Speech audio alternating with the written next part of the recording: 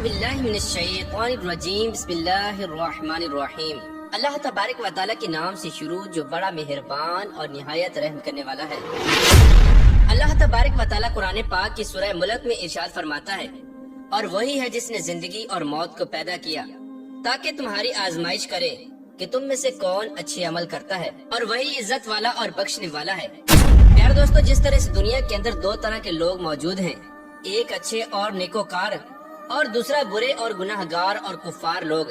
इसी तरह अल्लाह तबारक व तआला ने आखिरत के अंदर भी दो मकामात तैयार किए हैं। एक मकाम अच्छे लोगों के लिए जिसे जन्नत कहा जाता है, और दूसरा मकाम कुफ्फार और गुनाहगार लोगों के लिए जिसे जहन्नम कहा जाता है। प्यारे दोस्तों, जहन्नम वो मकाम है जो अल्लाह तबारक व तआला के गजब और जलाल को जाहिर करता है, और ये मकाम अल्लाह तबारक व तआला ने काफिरों और मुशरिकों के लिए तैयार किया है। लेकिन इसके बावजूद कुछ गुनाहगार मुसलमान ऐसे होंगे कि जिनको जहन्नम में डाला जाएगा। वैसे तो अल्लाह तबारक व तआला की बनाई हुई जहन्नम बहुत बड़ी है, लेकिन आज की इस वीडियो में हम आपको जहन्नम की उन खौफनाक वादियों के बारे में बताएंगे कि जहां सिर्फ मुसलमानों को अजाब दिया जाएगा और मुसलमानों को दर्दनाक सजाएं दी जाएंगी। जहन्नम की ये खौफनाक वादियां कौन कौन सी हैं, और वो कौन से बदनसीब मुसलमान हैं कि जिनको उनके गुनाहों के सबब जहन्नम के अंदर दर्दनाक सजाएं दी जाएंगी, और वो गुनाह कौन कौन से हैं, और हजूर अकरम सल्लल्लाहु ताला अलैहि वसल्लम ने और अल्लाह तबारक व तआला ने इन लोगों के बारे में क्या इरशाद फरमाया। प्यारे दोस्तों, इन तमाम तर सवालात के जवाबात कुरान और हदीस की रोशनी में आज की इस वीडियो में हम आपको बताएंगे। लिहाजा आपसे गुजारिश है कि हमारी इस वीडियो को एंड तक जरूर देखिएगा। प्यारे दोस्तों, रिवायात में आता है कि अल्लाह तबारक व तआला ने जहन्नम को 7वीं जमीन के नीचे बनाया है, और जहन्नम के 7 तबकात है, और फिर हर एक तबके में बेशुमार खौफनाक वादी हैं कि जिनके अंदर मुख्तलिफ गुनाहगार लोगों को दर्दनाक सजाएं दी जाएंगी। जहन्नम की शक्ल सूरत के बारे में आता है कि हजूर अकरम सल्लल्लाहु ताला अलैहि वसल्लम ने इरशाद फरमाया कि जब क़यामत के दिन जहन्नम को अपनी जगह पर लाया जाएगा तो उसको 70,000 लगामें लगी होंगी, और हर लगाम को 70,000 फरिश्ते खींच रहे होंगे। प्यार दोस्तों, इस हदीस पाक से अंदाजा लगाएं कि जहन्नम कितनी बड़ी है और कितनी खौफनाक है। जहन्नम के अंदर अल्लाह तबारक व तआला जहन्नमियों को तरह तरह के खौफनाक अजाबात देगा। इन अजाबात की कैफियतों को अल्लाह तबारक व तआला के अलावा कोई नहीं जानता कि वो अजाबात किस नौयत के होंगे, और उन अजाबात से इंसानों को किस कदर तकलीफ और अजियत पहुंचेगी। हदीस पाक में आता है कि हजूर अकरम सल्लल्लाहु ताला अलैहि वसल्लम ने इरशाद फरमाया कि जहन्नम के अंदर जहन्नमियों को जहन्नम की आग से बार बार जलाया जाएगा। जबकि वो जल भुनकर कोयला हो जाएंगे तो फिर उनको दोबारा नया जिस्म दिया जाएगा और नया गोश्त दिया जाएगा, और उनको दोबारा जिंदा किया जाएगा, और फिर उनको जहन्नम की आग से दोबारा जलाया जाएगा, और ये अजाब जहन्नमियों को बार बार होता रहेगा। रिवायात में आता है कि दुनिया की आग जहन्नम की आग से पनाह मांगती है, और हदीस पाक में आता है कि हजूर अकरम सल्लल्लाहु ताला अलैहि वसल्लम ने इरशाद फरमाया कि जहन्नम की आग की गर्मी दुनिया की आग की गर्मी से 69 दर्जे ज्यादा है। हजूर अकरम सल्लल्लाहु ताला अलैहि वसल्लम ने जहन्नम के अजाब को बयान करते हुए इरशाद फरमाया कि जहन्नम के अंदर कुछ जहन्नमियों को इस तरह अजाब दिया जाएगा कि एक फरिश्ता जहन्नमियों को लिटाकर उनके सर पर पत्थर को मारेगा, जिससे जहन्नमी का सर कुचला जाएगा, और वो पत्थर लुढ़क कर कुछ दूर चला जाएगा। जब वो फरिश्ता उस पत्थर को उठाने के लिए जाएगा, और जब उस पत्थर को उठाकर वापस आएगा तो उस जहन्नमी का सर दोबारा से ठीक हो चुका होगा। फिर वो फरिश्ता उस पत्थर को उस जहन्नमी के सर पर दोबारा मारेगा, जिससे दोबारा उसका सर कुचला जाएगा, और फिर वो पत्थर लुढ़क कर कुछ दूर चला जाएगा, और वो फरिश्ता उस पत्थर को उठाकर लाएगा तो दोबारा से उस जहन्नमी का सर ठीक हो चुका होगा। और ये अजाब उस जहन्नमी को बार बार होता रहेगा, और बार बार उसका सर कुचला जाएगा। प्यार दोस्तों, बात करते हैं जहन्नम की उन वादियों की कि जिनके अंदर मुसलमानों को उनके गुनाहों के सबब अजाबात दिए जाएंगे। हजरत अनस इब्न मालिक रदियल्लाहु ताला अन्हु से रिवायत है कि हजूर अकरम सल्लल्लाहु ताला अलैहि वसल्लम ने इरशाद फरमाया कि क़यामत के दिन सबसे पहले जिस चीज का हिसाब लिया जाएगा वो नमाज है। अगर नमाज ठीक हुई तो उसके सारे आमाल ठीक होंगे, और अगर नमाज फासिद हुई तो उसके तमाम आमाल फासिद होंगे। प्यारे दोस्तों, जहन्नम के अंदर एक वादी है जिसका नाम वैल है। इसके अंदर उन गुनाहगार मुसलमानों को रखा जाएगा जो बिला उज़र नमाजों को छोड़ते रहे और नमाजों को ना पढ़ते रहे। जैसा कि किताबुल कबायर में मनकूल है कि जहन्नम के अंदर एक वादी है जिसका नाम वैल है। अगर इसमें दुनिया के पहाड़ डाले जाएं तो वो भी इसकी गर्मी की वजह से पिघल जाएं, और ये वादी उन गुनाहगार मुसलमानों का ठिकाना है जो नमाजों में सुस्ती करते हैं और नमाजों को कज़ा करके पढ़ते हैं। پیارے دوستو، اس طرح جہنم کے اندر ایک اور خوفناک وادی ہے کہ جس کا نام سکر ہے۔ اس وادی کا ذکر اللہ تبارک و تعالی نے پارہ 29 سورہ المدثر کی آیت نمبر 42 اور 43 میں ارشاد فرمایا ہے، اور تمہیں کیا بات جہنم میں لے گئی؟ وہ بولے، ہم نماز نہ پڑھتے تھے اور مسکینوں کو کھانا نہ کھلاتے تھے۔ اس آیت کریمہ کے اندر اللہ تبارک و تعالی نے لفظ سکر کا استعمال فرمایا ہے، اور لفظ سکر جہنم کی وہ خوفناک وادی ہے جہاں پر ان مسلمانوں کو رکھا جائے گا جو بے نمازی ہوں گے اور مسکینوں کو کھانا نہ کھلاتے ہوں گے۔ پیارے دوستو، روایات میں آتا ہے کہ بروز قیامت نمازوں کے اندر سستی کرنے والا شخص اس حال میں آئے گا کہ اس کے چہرے پر 3 تحریریں لکھی ہوں گی۔ نمبر 1، اے اللہ تبارک و تعالیٰ کا حق برباد کرنے والے، اور نمبر 2، اے اللہ تبارک و تعالیٰ کے غضب کے ساتھ مخصوص، اور نمبر 3، جس طرح دنیا کے اندر تو نے اللہ تبارک و تعالیٰ کے حق کو ضائع کیا، اسی طرح آج تو بھی اللہ تبارک و تعالیٰ کی رحمت سے مایوس ہو جا۔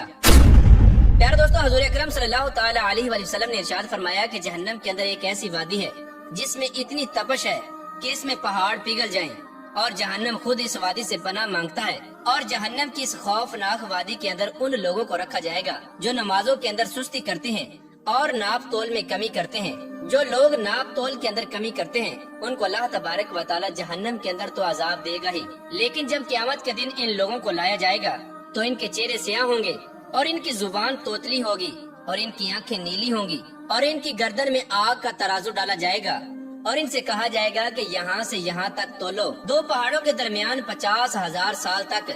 ان لوگوں کو ایسے ہی عذاب دیا جاتا رہے گا۔ اس حدیث پاک سے وہ لوگ عبرت حاصل کریں جو اپنے کاروبار میں ناپ تول کے اندر کمی کرتے ہیں۔ ان کے لیے بھی اللہ تبارک و تعالیٰ نے جہنم کی ایک خاص وادی کو مقرر فرمایا ہے جہاں پر اللہ تبارک و تعالیٰ بروز قیامت ان لوگوں کو اپنا دردناک عذاب دے گا۔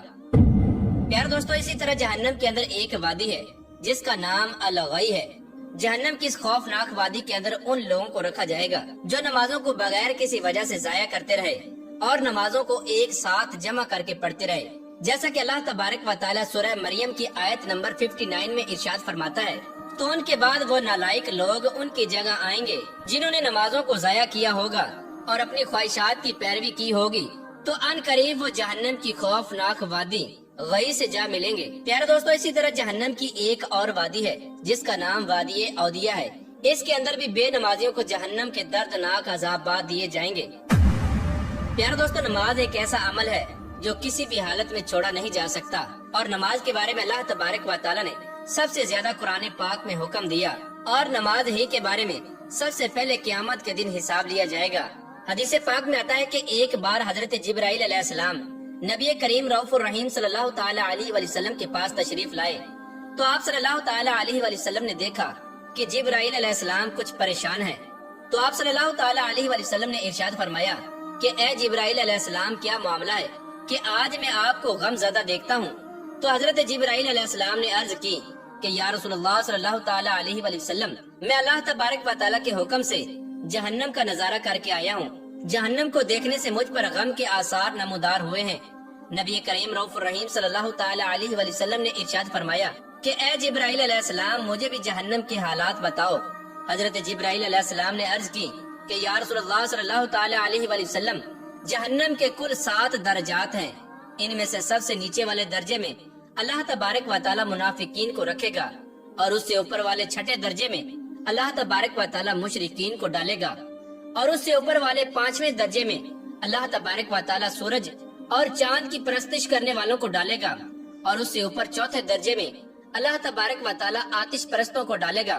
اور تیسرے درجے میں اللہ تبارک و تعالی یہودیوں کو ڈالے گا، اور دوسرے درجے میں اللہ تبارک و تعالی عیسائیوں کو ڈالے گا۔ یہ کہہ کر حضرت جبرائیل علیہ السلام خاموش ہو گئے،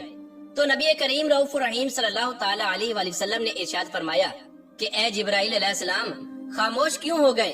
مجھے بتاؤ کہ پہلے درجے میں اللہ تبارک و تعالی کن لوگوں کو ڈالے گا؟ تو حضرت جبرائیل علیہ السلام نے عرض کی کہ یا رسول اللہ صلی اللہ تعالی علیہ وآلہ وسلم، پہلے درجے میں اللہ تبارک و تعالی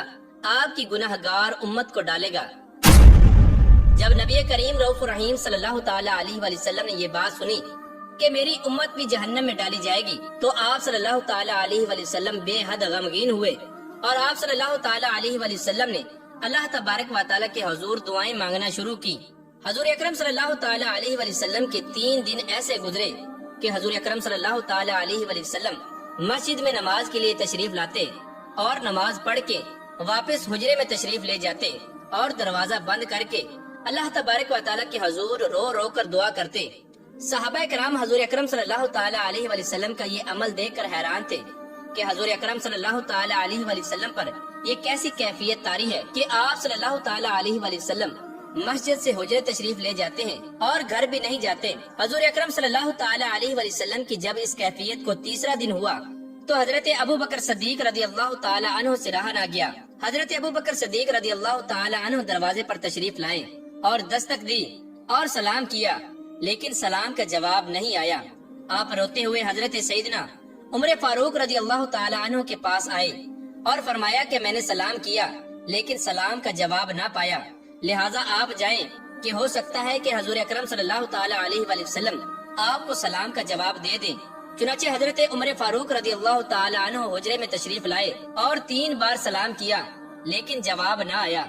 حضرت عمر رضی اللہ تعالی عنہ نے حضرت سلمان فارسی کو بھیجا لیکن پھر بھی سلام کا جواب نہ آیا۔ حضرت سلمان فارسی نے واقعے کا تذکرہ حضرت علی رضی اللہ تعالی عنہ سے کیا۔ انہوں نے سوچا کہ جب اتنی عظیم شخصیات کو سلام کا جواب نہ ملا تو مجھے بھی خود نہیں جانا چاہیے بلکہ حضور اکرم صلی اللہ تعالی علیہ وآلہ وسلم کی لخت جگر سیدہ فاطمہ الزہرا رضی اللہ تعالی عنہا کو بھیجنا چاہیے، ہو سکتا ہے کہ ان کو سلام کا جواب مل جائے۔ چنانچہ حضرت علی رضی اللہ تعالی عنہ نے سیدہ فاطمہ الزہرا رضی اللہ تعالی عنہا کو تمام احوال بتایا تو حضرت فاطمہ الزہرا رضی اللہ تعالی عنہا حجرے میں تشریف لائیں اور عرض کی، اے ابا جان السلام علیکم۔ چنانچہ اپنی لخت جگر اور اپنی بیٹی کی آواز سن کر محبوب کائنات اٹھے اور دروازہ کھولا اور سلام کا جواب دیا۔ حضرت فاطمہ نے عرض کی کہ اے ابا جان یہ کیا کیفیت ہے، 3 دن سے آپ یہاں تشریف فرما ہے؟ تو نبی کریم رؤوف الرحیم صلی اللہ تعالی علیہ وآلہ وسلم نے فرمایا کہ جبرائیل علیہ السلام نے مجھے آگاہ کیا کہ جبرائیل علیہ السلام نے مجھے بتایا کہ میری امت بھی جہنم میں جائے گی۔ حضور اکرم صلی اللہ تعالی علیہ وآلہ وسلم نے ارشاد فرمایا کہ اے میری بیٹی، مجھے اپنی امت کے گناہ گار لوگوں کا غم کھائے جا رہا ہے۔ میں اپنے پروردگار سے دعائیں مانگ رہا ہوں کہ اللہ تبارک و تعالی میری گناہ گار امت کو معاف فرما دے اور جہنم سے بری کر دے۔ یہ کہہ کر آپ صلی اللہ تعالی علیہ وآلہ وسلم پھر سجدے میں چلے گئے اور رونا شروع کر دیا اور رو رو کر اللہ تبارک و تعالی کی بارگاہ میں عرض کرنے لگے، یا رب العالمین میری امت کے گناہ گار لوگوں پر رحم کر، ان کو جہنم سے آزاد کر دے۔ آپ صلی اللہ تعالی علیہ وآلہ وسلم اسی طرح رو رو کر دعا مانگ رہے تھے